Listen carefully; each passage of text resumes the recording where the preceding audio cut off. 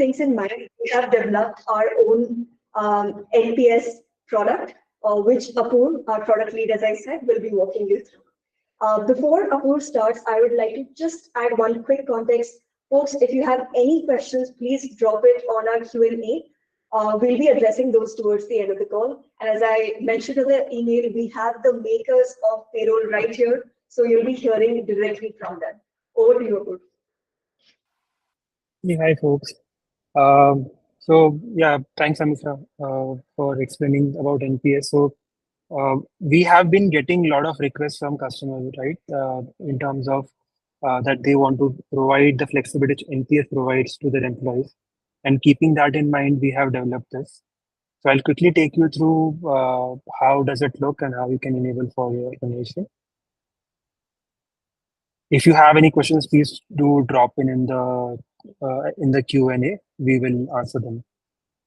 So if you go to your dashboard in the settings, you would be able to see employer NPS setup. This particular feature is still in early access. So if some of you who are not able to access this particular feature, please do drop it in the chat, the org ID, and we will enable this feature. So employer NPS setup. You can enable the NPS. You can also enable whether you want employees to declare or not. NPS has a upper limit of 10% of the basic salary of the employee. However, 10% is the maximum. The employee can choose anywhere between 1% to 10%. So we have the flexibility where employees can directly declare NPS, keeping the maximum limit in mind. So let us choose that we are giving the flexibility to employees to declare. You can also set a declaration window. You can set whether during which window do you want employees to declare. So say every month at a certain period, you want employees to declare for NPS, so you can do that. You can always also set up always open. So with this, employees can declare at any time. You can also set up a custom range where say you want employees to declare only during the start of the financial year. So you can select say 1st of April to say 20th of April. So you can do that. You can add multiple ranges as well. You can add the second custom range. So you can choose to say do the 15th May to say 25th May. Yeah. So the window will be open from 1st of April to 20th of April, as well as from 15th of May to 25th of May. This is just an example. You can choose whatever settings works best for your organization, and you can confirm it. Now, what will happen is if you go to any employee's profile, so say I'm going to, so this is the profile of the employee.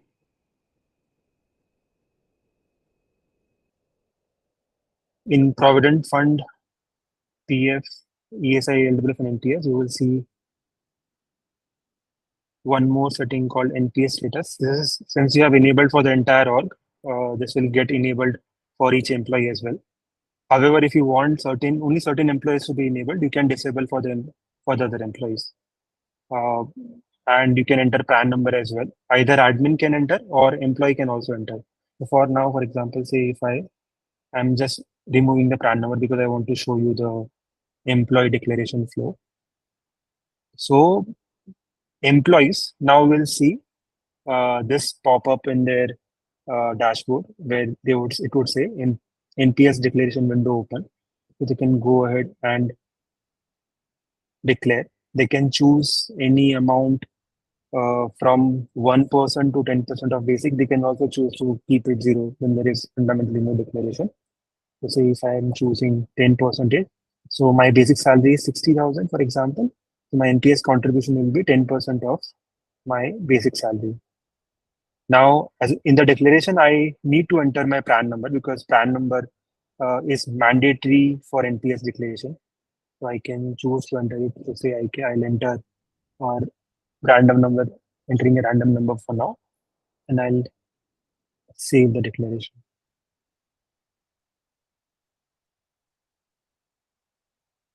Now, if you go to the employee's profile, I'm just showing a sample case in terms of since the employee has declared 10% of basic for NPS, you would see NPS employed contribution as 6,000, which was coming over there as well, and the same amount in the deduction as well, right?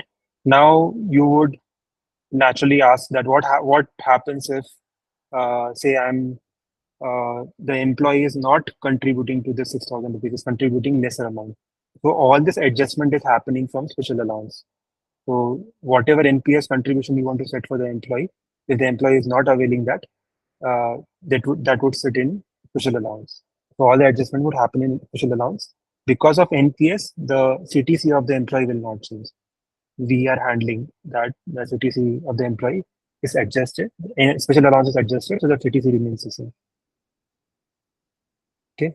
We are also providing you one file also show you in terms of how does the employee CTC look like. So you will see over here in the compensation of the employee, you will see the basic salary was employer NPS contribution 6,000. Right? So you can see that just like employer PF, employer ESI, you will also see employer NPS contribution field. The same you would be able to see in the default salary structure. If you are setting up a salary structure for all your employees, you will see employer NPS contribution field over here as well, where you can set up the amount which you want for the employee. So say over here, my CTC amount, my basic salary is 50% of the CTC. So my NPS needs to be 5% of CTC so that it is actually 10% of your basic salary. Right? Now, after declaration, if you are running your payroll, you would obviously need to one information over here. We are not automatically handling NPS payments.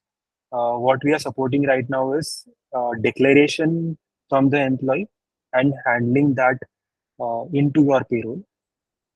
However, the payments for NPS to the NPS trust that would still need to be done by the company. There are a lot of vendors out there. In fact, your banks would also support that. So we would suggest you take their help in terms of making the NPS payment. Now, obviously, or if you are making NPS payments outside, you would need a report to actually send it across to your bank, so where you can go to the reports and see that there's an NPS report which is popping up, and it will show what is the NPS contributions made for each of the employee. So the employee, the PAN number, the contribution, the month of the contribution, and the year. So you can download this report and send it across to a bank for making the NPS payments.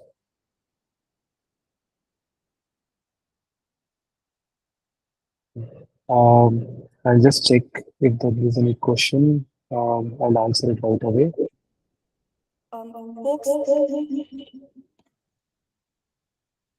Folks, if few of you are struggling with finding the Q&A, I have enabled chat for you. So if you have any questions, just drop it on chat. And if this is not enabled for your organization, you can drop in your organization ID and we'll right away enable it for you.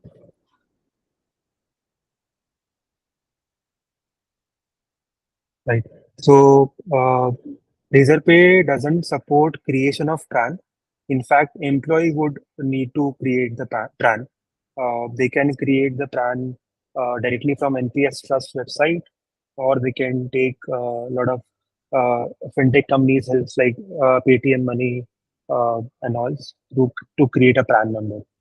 But currently, RazorPay is not supporting to create a PRAN number. How to find the org ID? So org ID you can find in if you go to company details on the admin options, you would see the org ID right on top. Can employee make payment themselves? So no. So this is NPS have two types of payments. One is employer NPS, second is employee NPS. What we just showed you was the employer NPS flow, which is tax exempted up to 7.5 lakhs with an upper limit of 10% of basic. So that's what we just showed. However, employees can contribute to NPS separately. This has nothing to do with your payroll. They have the freedom to invest in NPS outside of your regular payroll in Section 80 CCD 1B, which is tax exempted up to 50,000 rupees. But employer NPS, employees cannot make the payment. It would have to be made by the organization themselves. Is there any? Yes, so there is an upper limit of 10% of your basic salary for NPS contribution, and whatever contributions you are making will go through, but the tax exemption is only provided for 7.5 lakhs in an annually.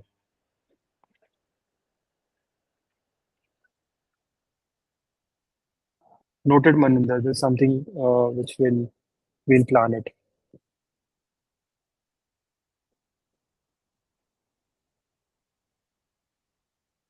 Sure, Naga.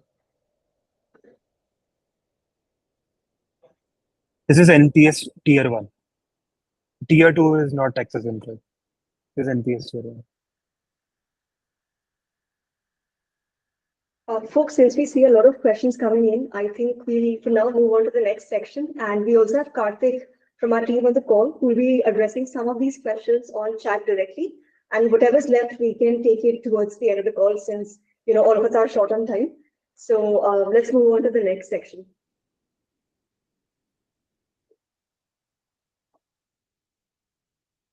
Okay, so next up we have hold salary and pay compliance. Let's talk about this feature with one example. So Vishaka is an employee of an organization, and let's say Vishaka resigns on the 15th of August, and that would mean with the 2-month notice that she has, her last working day would be 15th of October. Now, given company's policy, while Vishaka's salary for August would be processed at the end of the month, Vishaka's salary for September and October, that is till 15th of October, will only be processed in the next month, which is November. However, what is to be kept in mind is while the net pay would be released in November, compliance for September and October still needs to be made on time.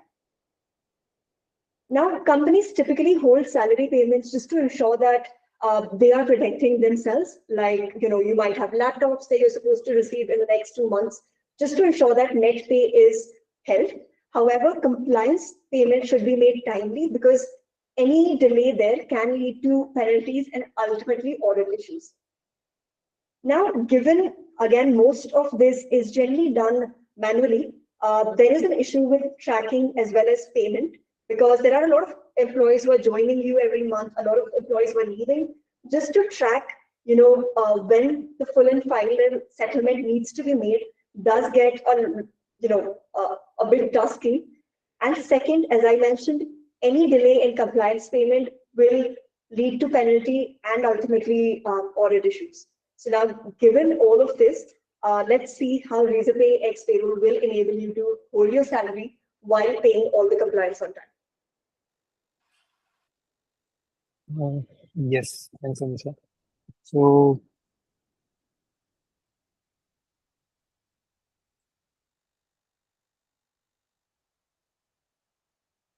yes. So let's see how you can actually hold the salary and pay compliances for an employee who is actually exiting the company. Uh, so any employees who say this particular employee, now if you want to dismiss the employee, you would go to dismiss employee. You can mention what is the last working date of the employee. Say I'm dismissing today, but the last working day is sometime in May. So I'm entering the May last working date for the reason for dismissal. What you can choose is during the resignation month, which is say from today, since you're dismissing the employee today, till the last working day. Do you want to release the salary to the employee on time, which is as part of a regular payroll, or do you want to hold the net pay till the last working month, right? So this is something which we already supported. Hence, I'm showing you the flow of the second option where you would want to hold the salary. So say I want to hold the salary from this month onwards. So I'll select from April month for April and May. So the entire of April and 15 days of May, I want to hold the salary of this particular employee. So I'm mentioning that I'm dismissing the employee. Now when I go to run payroll for the April month, you would see,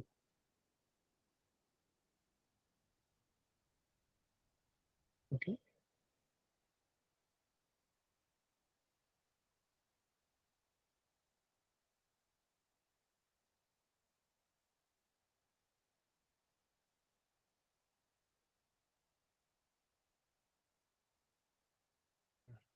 so there's an employee I dismiss.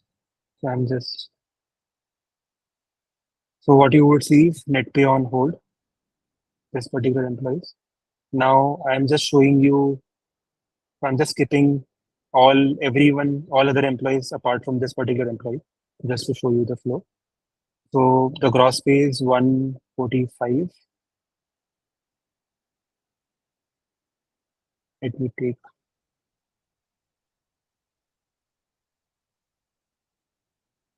let me just enable,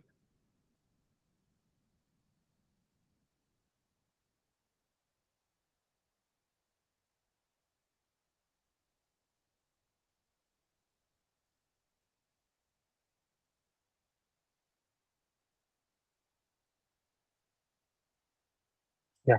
So now what you're seeing is this is the pay of the employee, or this is the gross pay.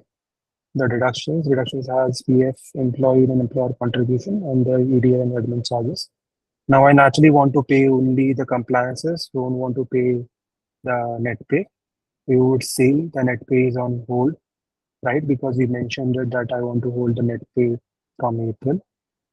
So the net pay is on hold. So I can go ahead and finalize the payroll.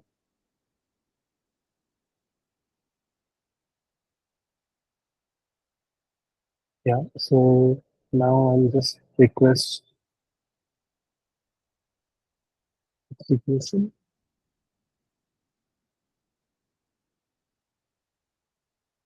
So this particular employee's compliances would be now executed as part of April payroll, but the net pay will be on hold. The net pay of 146 minus 146,950 minus 3750. This is something which will be on hold. Now when you can also run the May payroll similarly, and May payroll also 15 days salary will be on hold. What you would see is on the pay employees section, you would see a release net pay option where you would see this particular employee appearing, and you would see April ka net pay, which was put on hold, which is exactly same as 146,950 minus 3750. This is 143,177. This is now uh, visible. So you can choose to pay. You can uh, also add the settlement details, any leave encashment you want to enter, any addition deductions, any loss of pay for the employee. And once all of this is added, you would see in this section that all the details are there. And once you are ready to settle this employee, you can pay the employee, right? So yes, that's about the advanced FNF, or the holding the salary and paying the compliances part. This was one of the highest requested features by a lot of our clients, because we understand that most of the companies, you would want to hold the net pay of the employee till there is FNF settlement is done, while you would want continue to make compliance, because there are penalties involved if you don't make compliance. This is on time. Yeah. So I'll just quickly cover, see any questions if there are, I'll answer them.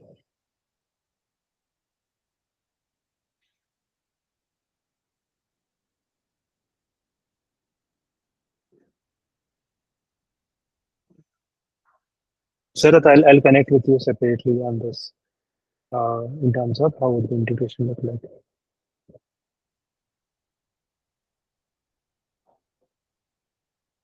All right, moving on to the next section. Next up, we have approval workflow. Now, generally, any process or any task that we do on, or any activity that we do on payroll, related to payroll, it has several subtasks or steps involved. What approval workflow does is mandates human approval to move from one subtask to the other. Now, it is gently done to ensure that you don't face errors like these because, payroll calculations and other activities are often very complex and need a lot of in-depth understanding just of the domain and in fact of your company's policies as well. So let's say if you have a new person on your payroll team, you wouldn't want them to make any mistake in those subtasks. And if there are any extra pair of eyes on that, someone who's required to approve each and every step for it to move on to the next one, it just ensures that the right things happen. And second, financial transactions are prone to fraudulent activities, even though it is an edge case, but there is that possibility of it to happen. And that not only leads to financial loss, but also leads to reputational damage or non-compliance. Now, keeping this in mind, we have released approval workflow for three of the main tasks that you have to do, which is editing payroll, finalizing payroll, and salary revision. Just to repeat myself, it would mean that for a person to do these three activities or finalize these three activities, you can add another set of eyes to ensure that these steps are being approved before they move on to the next step. Apoor, over to you. You can show the team how it looks like.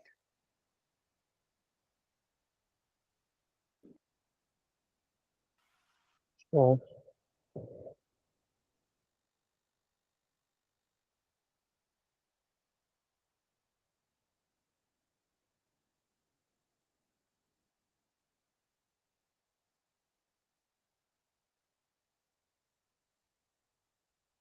so approval workflows.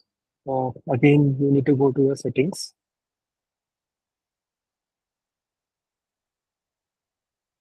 and go to user roles and workflows. You will see a workflows option over here. If you go to edit, you can set up the workflow for three things as Amisha had mentioned: edit payroll, finalize payroll, and salary revision. Currently, none of the workflows are set up. So for example, say I'll set up the finalize payroll bit. You can go ahead and set up the workflow.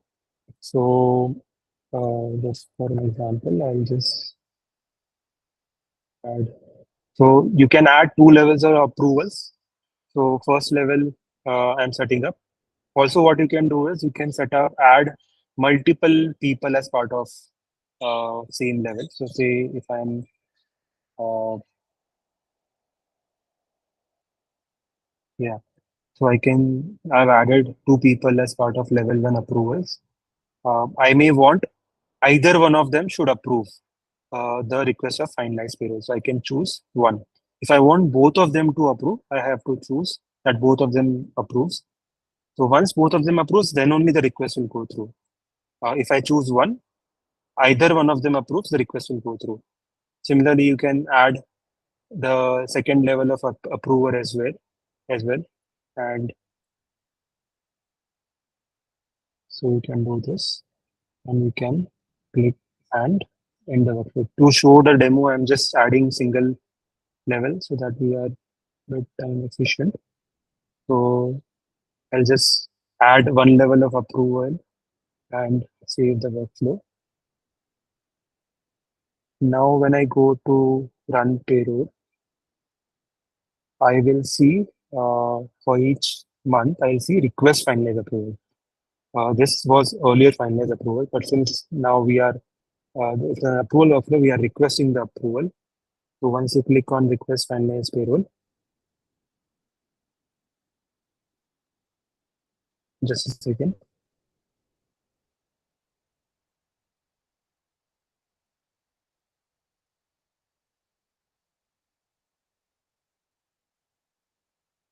Yeah. So now what would happen is The approval request has gone to the first level of approver. I can go to, I can see that this particular request has gone. It was raised by me and it has gone to level 1 approval. It will also mention what is the month, payroll month. So say April month ka payroll and 15 employees ka workflow. The payroll was finalized and none of the employees were skipped. I can also withdraw my request if I feel that I've made a mistake. I can withdraw my request and the request will be withdrawn. Now I'll show you how the level 1 approver will see this request. So I'll just go to, this is the level 1 approver. So the level 1 approver will see in the dashboard, in the reminders, you have one pending approver. You can either go through here or you have an approvals tab on the left nav bar. And you will see that finalized payroll, I have a request pending. So I can go and see what is this request. Now, since this is a finalized payroll, I can also see the salary register as part of this. And it will show all the employees whose approval is pending, all the 15 employees. So once I'm satisfied, the level 1 approver is satisfied with this, they can go ahead and approve it. They can also reject it. So let me approve it. I have to mention some comments and approve. Now, what you would see is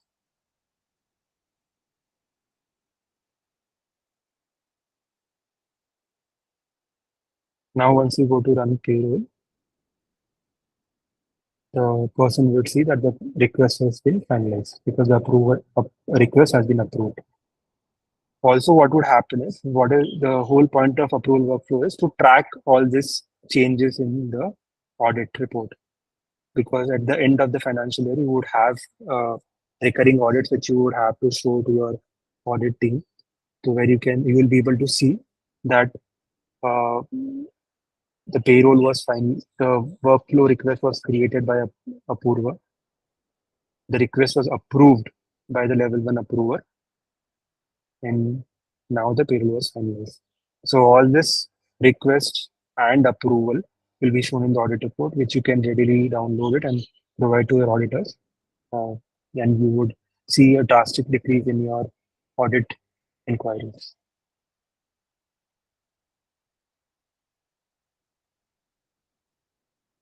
I'll answer questions if there are.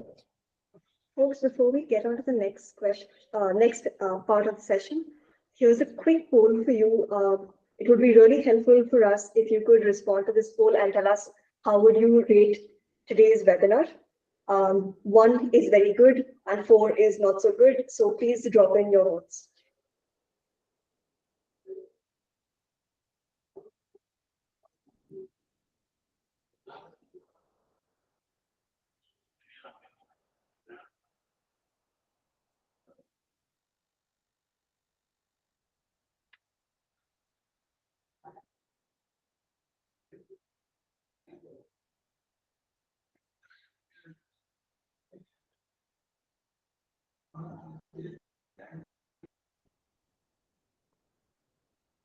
Just give it a few more seconds.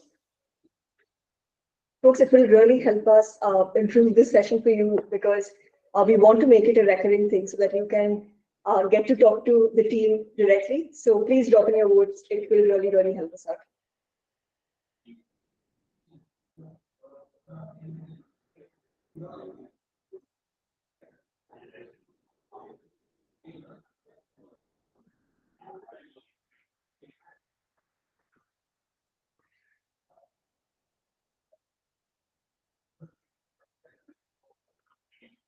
Um, 1 is very good and 4 is not so good. So on that scale, you can rate this today's webinar. There must be a poll on your screen. You can just choose one option from there.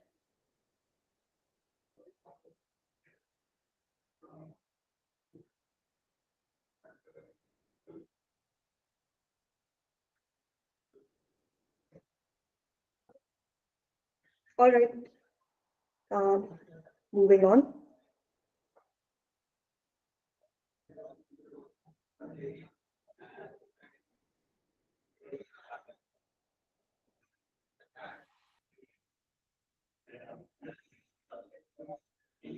So, folks, the fourth and the final feature which we wanted to discuss today is the PF and ESSC registration dashboard.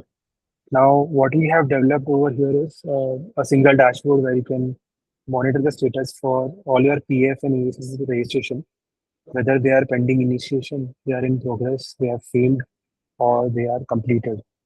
Now, how would it help you is typically to ensure that you don't miss PF and ESSC payments of all your new hires. Don't delay it and you pay it on time. So that and for that you would need to monitor the registration statuses, and this dashboard will help you immensely for that, and it will help you to remain compliant with government regulations as well. Nisha, can you move to the next slide? Yeah. So what we saw customers typically facing challenges is uh, they used to they weren't able to track the registration problems or issues and why they were failing properly, which often led to penalties because they weren't able to make the first PF and AHSC payment on time. We did send email notifications earlier as well. However, it's a since we all receive a lot of emails nowadays, they were often missed, and due to that, we weren't able to rectify the failure reasons on time.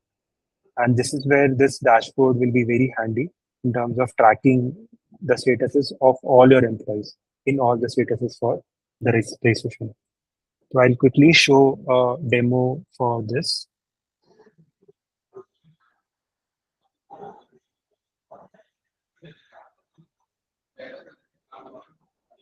So in the reports section, you would see ESIC registration report and a PF registration report. So once you open this report, you will be able to see all the employees in your organization, and you would see what is the status for all the employees. And if they are a success, you would not see any action. But if they are not a success, they could either be disabled. So in this case, say PF is disabled itself. So you can filter those particular employees. So you can filter and you can enable the PF. You would see statuses as in progress. You would see status in failed, and you would also see something which you have not initiated. So a lot of the employees who are joining newly, they would be in not initiated statuses. You can filter them out and you can start the registration for those employees. If any of the registration has failed, you would see them in failed section. Currently in this particular account, there is no failure, hence you're not seeing it. But if there are failures, you would see it in the failure part. You would also see in progress, which is something which is on us, which is not on you. You have initiated, but there is some, we are ensuring that the registration happens. So that would be in progress. And you would also see few successes, right? So, and same report we have for both PF and ESIC.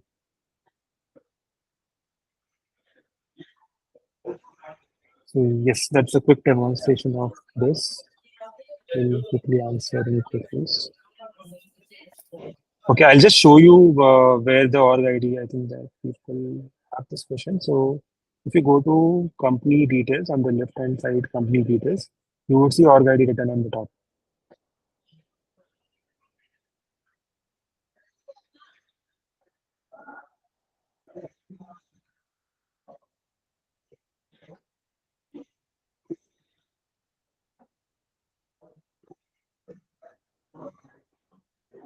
So if the registration is successful, then it will not show failure. If it has failed, then only it will show the failure. And it will also show why it has failed. Uh, so, uh, so when you filter out all your failure registrations, you would see that it could have been failed because say the UN number is wrong, or it could be because the credentials which you have entered for the EPFO portal is wrong. It would list down all the reasons, and it would also prompt you to correct those reasons. So it could, if it's due to say a UAN mismatch, it would ask you to enter a new UAN number or a corrected UAN number. If it is due to say wrong credentials which you have entered for the EPFO portal, it will prompt you to update the credentials. It could also prompt if the reason is not identified that what is the reason of failure. It would also prompt you to create a support ticket for that, and then we will help you in terms of identifying what is the reason for failure. So yeah.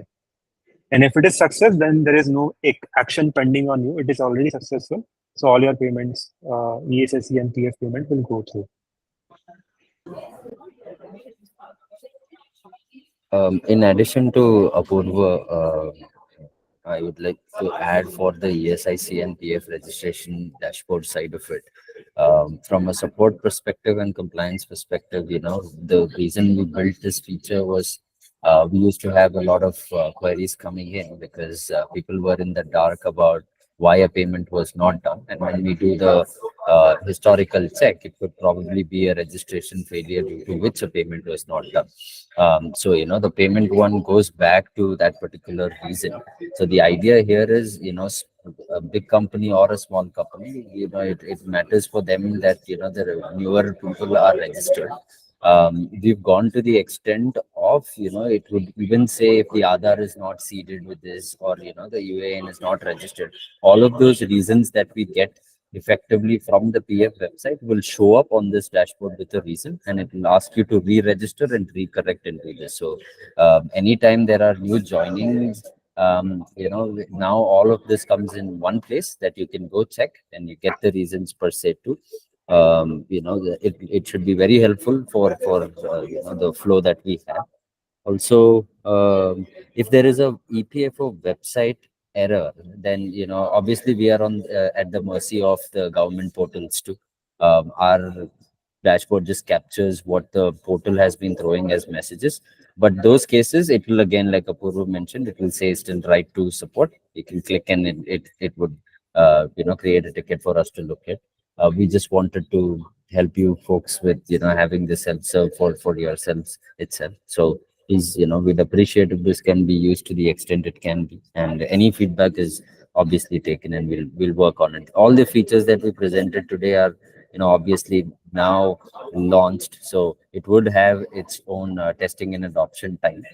So the feedback is what that Apurva and Amisha or me all would look forward to take it back. So let us know and feel free to write to us if there's anything that you guys have. Folks, with that, we have come to the end of the session. If you have any questions, please add it to the chat. And I have one last poll for you. Since, as I mentioned, this is our first ever session, I would really like to know if you would want more of these sessions.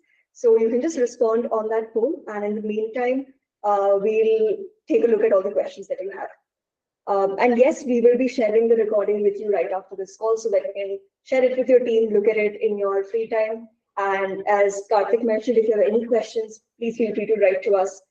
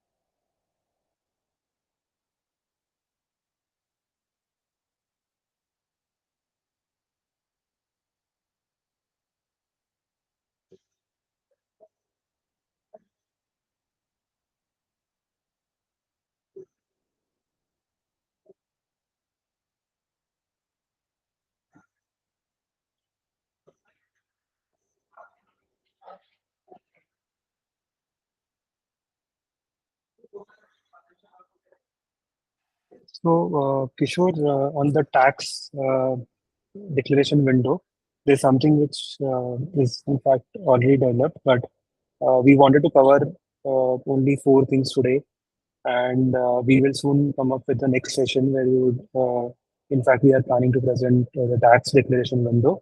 We are planning to present the custom payroll cycle, and we are planning to present the reverse LOP and the new flexible benefits declaration for the employees.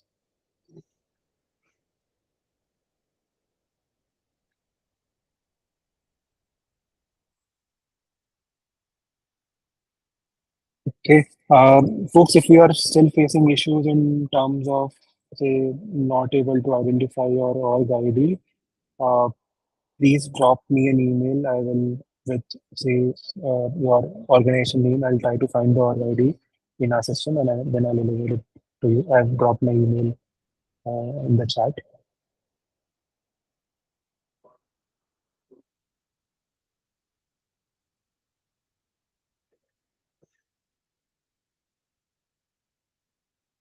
So, Kamal, the leave balance doesn't appear in the payslip, but they would appear on the dashboard in terms of what is the leave balance for each employee.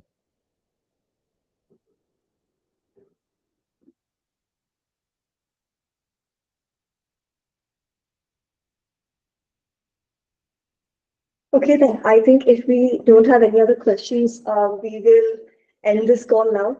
Once again, thank you so much for joining our first ever product day session. We'll be bringing more of these to you in the coming months. And please ensure you join them so that you can directly ask us questions like you did today. And if you have any feedback for us, please drop me an email and we'll be sure to incorporate those for the next session. Thank you once again and hope you have a good rest of the week. Thank you, folks. Thanks, Amisha.